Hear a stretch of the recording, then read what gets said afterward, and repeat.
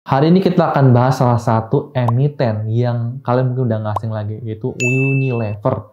Ya, banyak banget orang yang nyangkut mungkin di saham ini, tapi sayang kalau dijual karena mungkin katosnya udah terlalu jauh. Lalu bagaimana potensi di tahun 2022 ini karena harganya sekarang sudah cukup murah, itu 3.850. Apakah timing cocok untuk beli? Bagaimana ke depannya? Mari kita bahas hari ini. Let's go.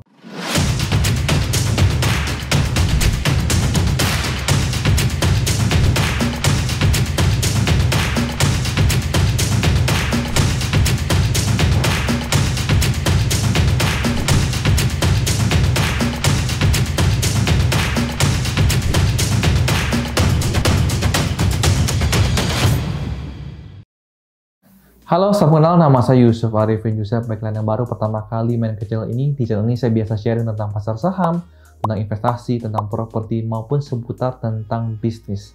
Dan langsung aja kita pertama-tama lihat laporan keuangan daripada Unilever ini. Bagaimana penjualan dia, pendapatan dia, dan juga laba bersihnya. Langsung kita ke layar monitor. Di sini saya menggunakan aplikasi Stockbit dan kita bisa lihat di bagian key statistik ya. Ini cukup update, kita bisa lihat di tahun 2021 ya, laba bersih dari para Unilever itu turun ya menjadi 5,7 triliun dari tahun 2020 saat pandemi ada tuh 7,1 triliun. Ya, kita pikir harusnya ya dari tahun 2021 itu udah ada perbaikan kinerja ya daripada tahun 2020 saat pandemi pertama kali. Tapi ternyata Unilever belum bisa berhasil bangkit dan malah lebih parah lagi di tahun 2021 ini. Dan saya akan ajak kalian ke fitur namanya adalah Financial. Ya, di sini nggak fair kalau kita hanya ngelihat 1 tahun doang, tapi kita akan lihat dari beberapa tahun ke belakang. Oke, kita bisa lihat di sini ya. Ya, tahun 2020 itu pendapatan mereka 42 triliun. Ya, sebenarnya itu tidak terlalu turun daripada tahun 2019, tapi sebenarnya turun itu di tahun 2021 ya, turun menjadi 39,5 triliun ya, turunnya cukup banyak.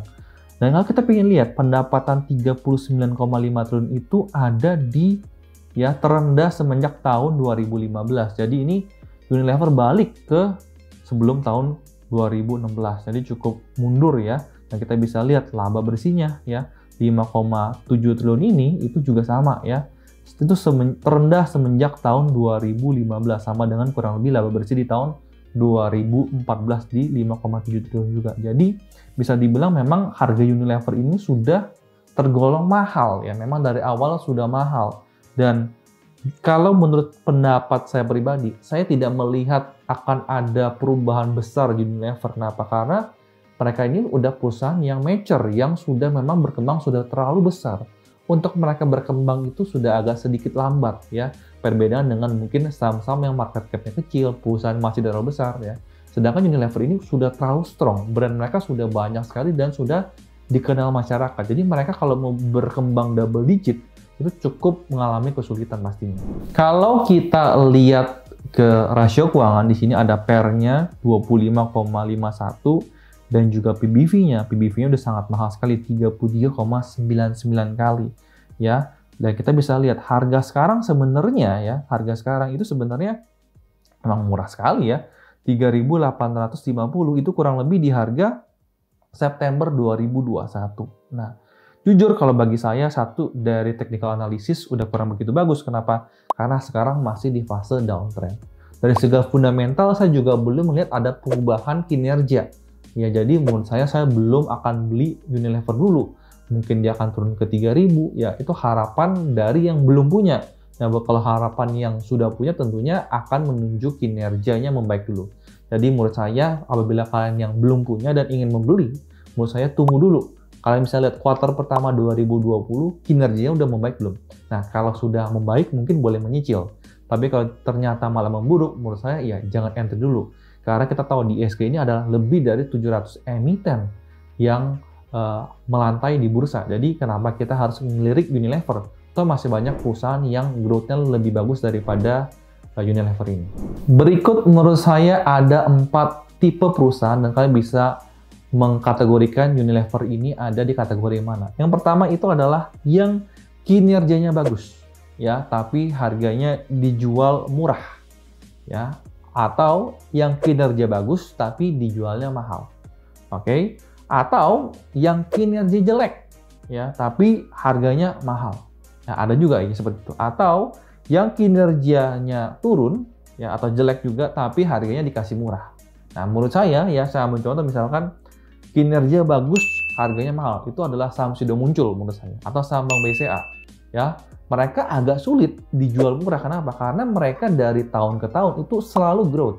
Tidak hanya pendapatannya saja, tapi laba bersihnya juga terus growth. Jadi ini adalah growth company, di mana nggak heran mereka dijual mahal. Karena memang harusnya mereka dijual mahal, karena mereka adalah perusahaan bagus.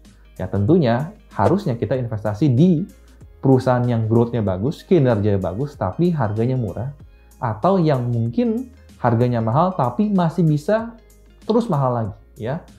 Dan jangan sampai kalian investasi di perusahaan yang kinerjanya jelek. Harganya murah pun jangan invest, apalagi udah kinerjanya jelek, harganya mahal. Nah, tinggal kalian kategorikan sendiri. Unilever ini di kategori perusahaan yang kinerjanya menurun, tapi harganya mahal atau harganya murah. Ya, yang saya bilang tadi, harganya mahal maupun murah, asal kinerjanya sebenarnya memburuk, itu belum layak untuk kita investasikan. Itu hanyalah pendapat saya, mudah-mudahan pendapat saya bisa memberikan inspirasi buat kalian. Dan apabila kalian suka video ini, silahkan support saya dengan tekan tombol subscribe, loncengnya tekan, main juga ke Instagram saya di Yusuf Arifin Yusef, dan di choose.saham. Sampai ketemu di video berikutnya, salam cuan dan bye-bye.